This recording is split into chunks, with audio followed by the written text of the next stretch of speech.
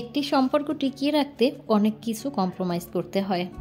সম্পর্ক টিকিয়ে রাখতে হলে মাঝে মাঝে অন্ধ, মাঝে মাঝে বধির এবং কখনো কখনো বোবা হতে হয়। হ্যালো এভরিওয়ান, আসসালামু আলাইকুম। কেমন আছেন সবাই?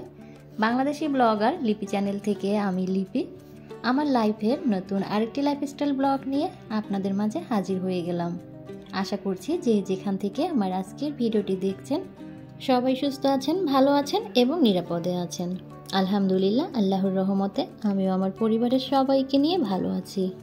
কয়েকদিন হয়ে গেল একটানা বৃষ্টি হচ্ছে। আজকেও সকালবেলা ঘুম থেকে উঠে দেখি বৃষ্টি হচ্ছে, আর বৃষ্টির কারণে হচ্ছে মেয়েকে স্কুলেও পাঠায়নি। কারণ হচ্ছে ও যেহেতু কয়েকদিন আগে জ্বর ঠান্ডা থেকে উঠেছে, তারপরে হচ্ছে আগের দিন মানে গতকাল কোচিং থেকে আসার সময় ও ভিজে গিয়েছিল। ওর বাবা গিয়েছিল বাইক নিয়ে ওকে নিয়ে আসতে, তো বাইকে বসে ও ভিজে গিয়েছে। এই কারণে আজকে আর স্কুলে পাঠায়নি। বৃষ্টির পানি গায়ে লাগলে মেয়ের ঠান্ডাটা আবার বেড়ে যেতে পারে, যেহেতু এখনও ওর কাশিটা ঠিকঠাক মতো ভালো হয়নি। তো অলসতার সকাল, একটা বৃষ্টিময় দিন মানেই কিন্তু অলসতা। বৃষ্টির দিনে কিন্তু কোনো কাজ করতে ইচ্ছা করে না, শুধু ইচ্ছা করে কাঁথা মুড়ি দিয়ে ঘুমিয়ে থাকতে। একটু লেট করে উঠেছি, আর উঠে হচ্ছে ভারী কোনো নাস্তার আয়োজন করিনি। আজকে হচ্ছে আম, দুধ আর হচ্ছে মুড়ি দিব। এই নাস্তাটা আলিফার পাপার খুবই পছন্দের। আলিফাও মোটামুটি ভালোই খায়, তবে আমার তেমন একটা পছন্দ না। আমি এটা খেতে পারি না বললে ভুল হয়, খেতে পারি, তবে সাত সকালবেলা এভাবে আম দিয়ে, মুড়ি দিয়ে, দুধ দিয়ে আমার খেতে ভালো লাগে না। এইদিকে আলিফার বাবাকে নাস্তা দিয়ে দিয়েছি, আর আলিফা ঘুমাচ্ছে। যেহেতু স্কুলে পাঠায়নি তাই ওকে আর ঘুম থেকে উঠায়নি।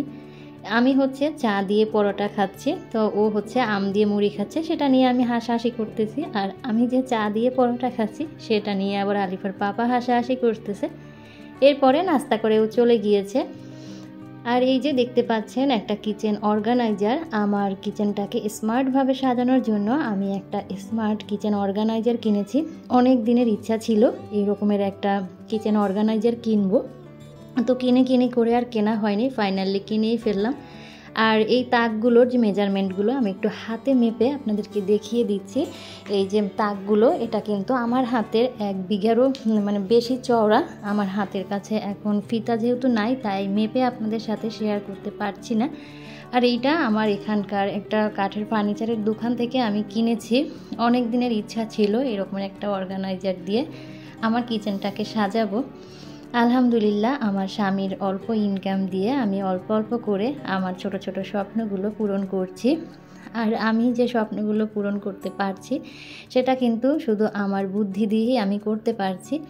আমি কিন্তু সঞ্চয় করি, আর সেই সঞ্চয়টা করার আগে আমি কিন্তু একটা টার্গেট রাখি যে এই টাকাটা জমিয়ে আমি এই জিনিসটা কিনবো।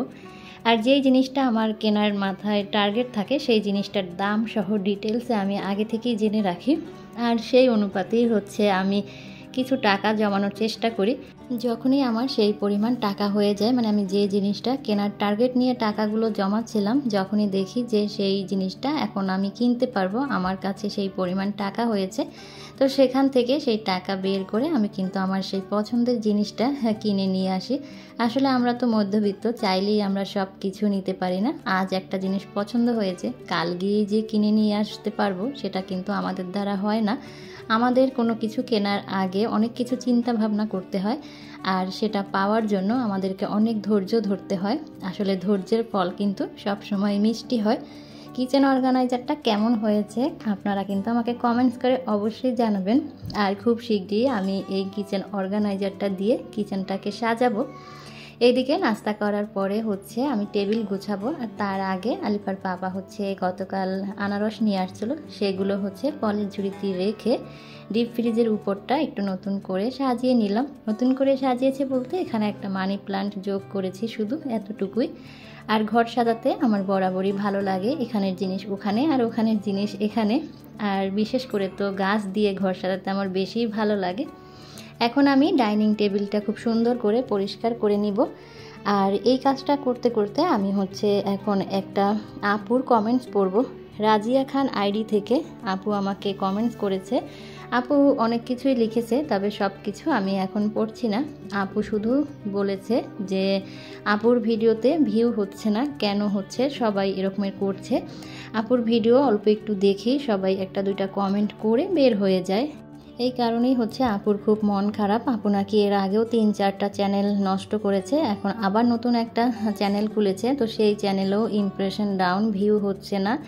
তো এই কারণে আপু জানতে চেয়েছে যে আপু এখন কি করব, একটু কমেন্টসে আমাকে বলে দাও। আসলে কমেন্টস করে তো এত কিছু বলা সম্ভব না, আর আমিও এই বিষয়ে তেমন অভিজ্ঞতা আমার নেই, আমি কিন্তু অভিজ্ঞ না, আমার নিজের চ্যানেলেই কিন্তু ভিউ নাই।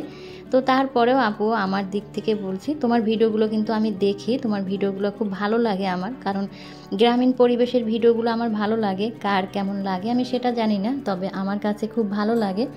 আমার দিক থেকে বলবো আপু তুমি একটু ছোট ছোট ভিডিও দাও, 5-6 মিনিটের ভিডিও দাও, দেখো এরপরে কি হয়। যেহেতু সবাই 2-1 মিনিট দেখে ভিডিও থেকে বের হয়ে যায়, আর তোমার ভিডিওগুলো একটু লং, তো সেই কারণেই হয়তো বা এমন করছে সবাই। তুমি একটু ছোট ছোট ভিডিও দিয়ে দেখো কি অবস্থা।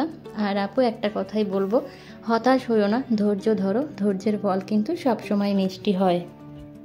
অন্যদিকে শারমিনস লাইফস্টাইল আইডি থেকে আপু আমাকে কমেন্টস করেছে, আপু সাবস্ক্রাইব কিভাবে বাড়াবো একটু বলে দিও। আসলে সাবস্ক্রাইব বাড়ানোর কোনো নিনজা টেকনিক আমার জানা নেই আপু, আমি কি বলবো। আসলে আমি তো আর টেক চ্যানেল ভিডিও করি না, টেক ভিডিও করি না। তুমি হচ্ছে কিন্তু টেক ভিডিও যারা বানায় তাদের ভিডিওগুলো দেখতে পারো।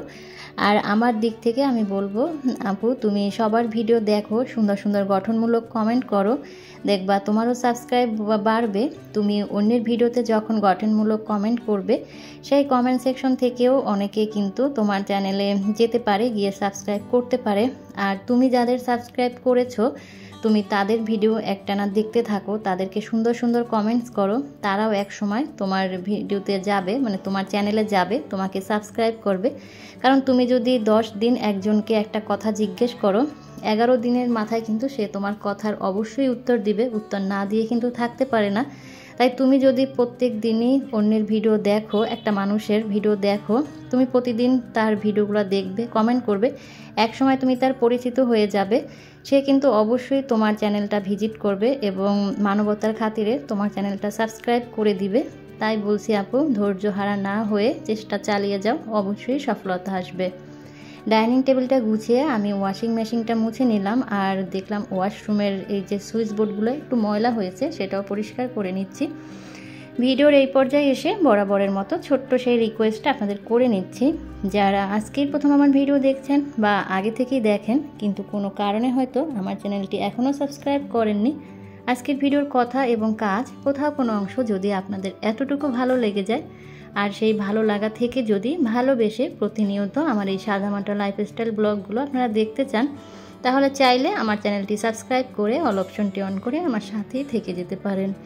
এতে করে আমি ভিডিও দেওয়ার সাথে সাথে আপনাদের কাছে নোটিফিকেশন পৌঁছে যাবে, আর আপনারা আপনাদের সময় সুযোগ বুঝে আমার ভিডিওটি দেখে নিতে পারবেন।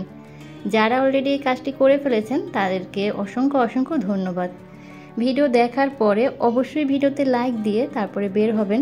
ভিডিও কেমন লাগলো সেই বিষয়ে মতামত কমেন্টস করে কমেন্ট বক্সে জানাবেন। এইদিকে বেডরুমটাও পরিষ্কার করে গুছিয়ে নিয়েছি, একদম নিট অ্যান্ড ক্লিন করে নিয়েছি। আর বৃষ্টির দিনে কাজ করতে ভালো লাগে না, তো তারপরেও কাজ কিন্তু না করলে না, কাজ কিন্তু করতেই হবে। আজ যদি কাজ না করি, অলসতা করে, কাল কিন্তু দ্বিগুণ কাজ করতে হবে, তখন কিন্তু পরিশ্রম আমারই বেশি হবে। তাই অলসতা না করে টুকটুক করে ঘরের কাজগুলো করে নিচ্ছি। এখন চলে এসেছি লিভিং রুমে, মেয়ের টেবিলটা প্রথমে গুছিয়ে নিলাম। সোফার পাশের যে গাছটা দেখলাম দুটো পাতা নষ্ট হয়ে গিয়েছে, পাতা দুটো কেটে দিলাম।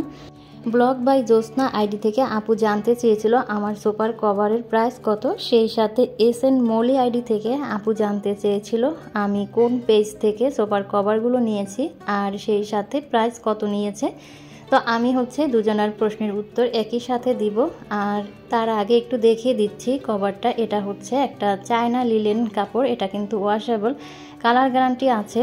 আর এগুলো হচ্ছে ডেলিভারি বয় কিন্তু এসে ফিটিং করে দিয়েছে।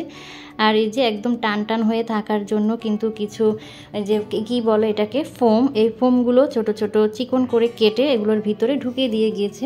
আরও কিছু এক্সট্রা দিয়ে গিয়েছে, ওরাই কিন্তু দিয়ে দিয়েছে। আর নিচে একটা বেল্ট সিস্টেম আছে যেটা দিয়ে এপাশ ওপার বেঁধে রেখেছি যাতে করে এটা লুজ না হয়ে যায়, সেই রকমের সিস্টেম করেই ওরা বানিয়ে দিয়েছে। তো এটা হচ্ছে আমি একটা ফেসবুক পেজ থেকে নিয়েছি, কভার ক্রাফট পেজ নামে একটা পেজ আছে, সেখান থেকেই আমি নিয়েছি। আরও বিভিন্ন পেজে আমি দেখেছিলাম, তো সেখানে একটু প্রাইসটা বেশিই ছিল, কোনোটায় 3600, কোনোটায় 3400, কোনোটায় 3200, কোনোটায় 3100। তো সবচেয়ে যে কম প্রাইজে আমি পেয়েছি যেই পেজে, সেই পেজ থেকেই আমি নিয়েছি। ওরা আমার কাছে 3000 টাকা চেয়েছিল, তো আমি ওদেরকে বলেছিলাম যে 2800 টাকায় দেওয়া যাবে কিনা। তো 2800 টাকা রাজি হয়েছে। ডেলিভারি চার্জও লাগে নাই, ডেলিভারি চার্জ ছিল ফ্রি। সেই সাথে ওরা তো বাসায় এসে ফিটিং করে দিয়েছে। তো আপু আমি এই সোফার কভার 2800 টাকা দিয়ে নিয়েছি। তো কাপড়টা একটু পাতলা, আমি মার্কেটও যাচাই করেছিলাম। তো একটা দোকানে আমার কাছে লাস্ট 3400 টাকা চেয়েছিল, আর একটা দোকানে 6000 টাকা চেয়েছিল। তো সেই কাপড়গুলো যে আমি ধরে দেখেছি, সেই তুলনায় একটু পাতলা। আসলে যেমন দাম তেমনই তো কাপড় হবে, তো সমস্যা নেই। আর এই যে আমি ওদেরকে ছবি পাঠিয়েছিলাম, সেই ছবি মেজারমেন্ট করেই ওরা কভারগুলো বানিয়ে আমাকে দিয়ে গিয়েছে। এখন জানি না, ব্যবহারের পরে বোঝা যাবে যে সার্ভিস কেমন। প্রথম তো নিলাম, তো দেখি কি অবস্থা কেমন হয়। তো সোফাগুলো আমি গুছিয়ে নিয়েছি, আর এখন টিভির নিচে যে আমার টি টেবিলটা রাখা, সেটা একটু ধুলাবালি পরিষ্কার করে নিচ্ছি। যেহেতু বাইরে বৃষ্টি হচ্ছে, ঘরের ভিতরে ধুলাবালি একটু হলেও কিন্তু কম হচ্ছে, তো তারপরেও সব কিছু একটু মুছে টুছে নিচ্ছি। আর এখানে একটা মানি প্লান্ট গাছ দিয়ে দিলাম। গাছ দিয়ে আমার সবসময় ঘর সাজাতে ভীষণ ভালো লাগে। আমার মনে হয় আমার ঘরের চারপাশে কোনায় কোনায় শুধু গাছ থাকবে, কোনো আর্টিফিশিয়াল ফ্লাওয়ার্স থাকবে না। তারপরেও আর্টিফিশিয়াল ফ্লাওয়ার্স কিন্তু বেশ আছে আমার ঘরে। আসলে আমার কাছে কেন জানি এগুলো একটু বেশি ভালো লাগে। শোপিস, আর্টিফিশিয়াল ফুল, তারপরে গাছ, এগুলো ছোটোবেলা থেকে এগুলোর প্রতি আমার একটা দুর্বলতা কাজ করে। এরপরে আমি কোরআন শরীফ স্ট্যান্ডটাও একটু গুছিয়ে নিচ্ছি, একটু এলোমেলো হয়েছিল।